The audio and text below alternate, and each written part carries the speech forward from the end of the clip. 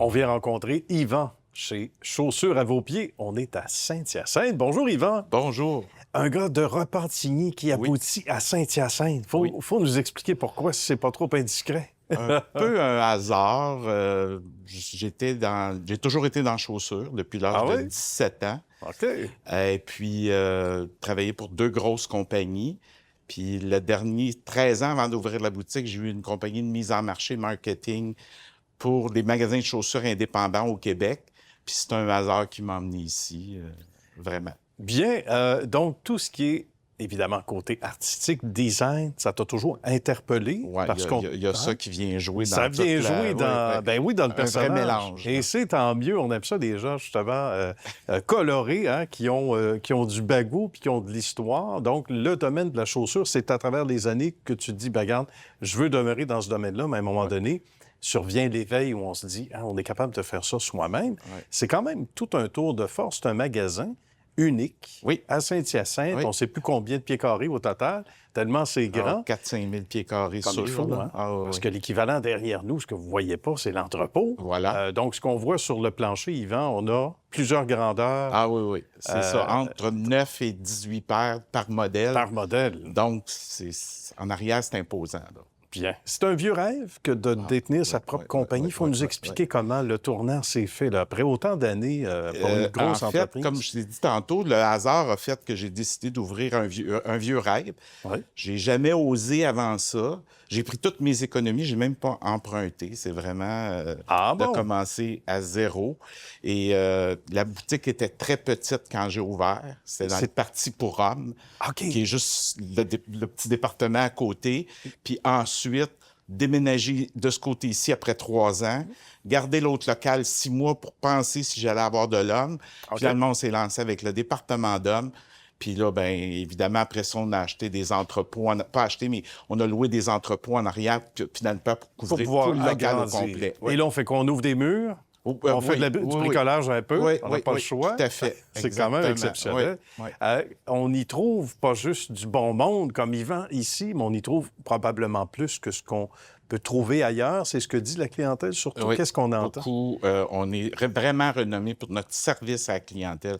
Nous, les clients, on s'en occupe. C'est une des bases que j'ai appris dans le commerce de détail. J'ai travaillé pour des grosses chaînes où c'était le service à la clientèle.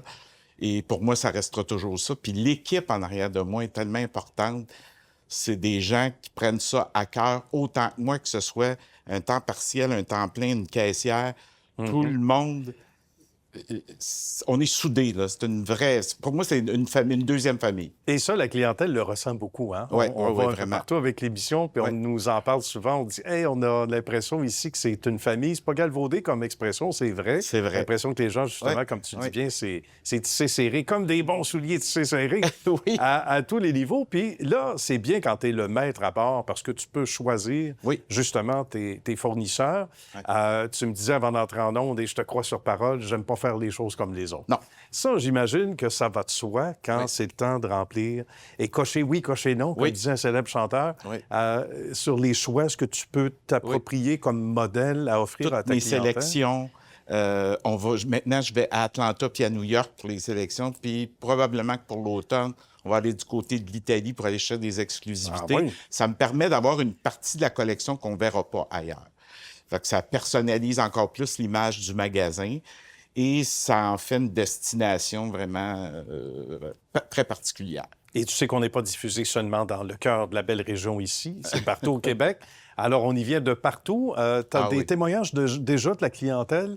On arrive d'où? Depuis qu'on a fait, depuis qu'on est sur TikTok et puis tout ça, là, c'est fou. C'est fou. Les week-ends, là, c'est Gatineau, la Gaspésie, la Mauricie, tout le lac Saint-Jean et tout ça, là, les fins de semaine, c'est plein de gens qui font 2-3 heures de route. Puis il faut qu'ils retournent encore 2-3 heures de route. Ça me...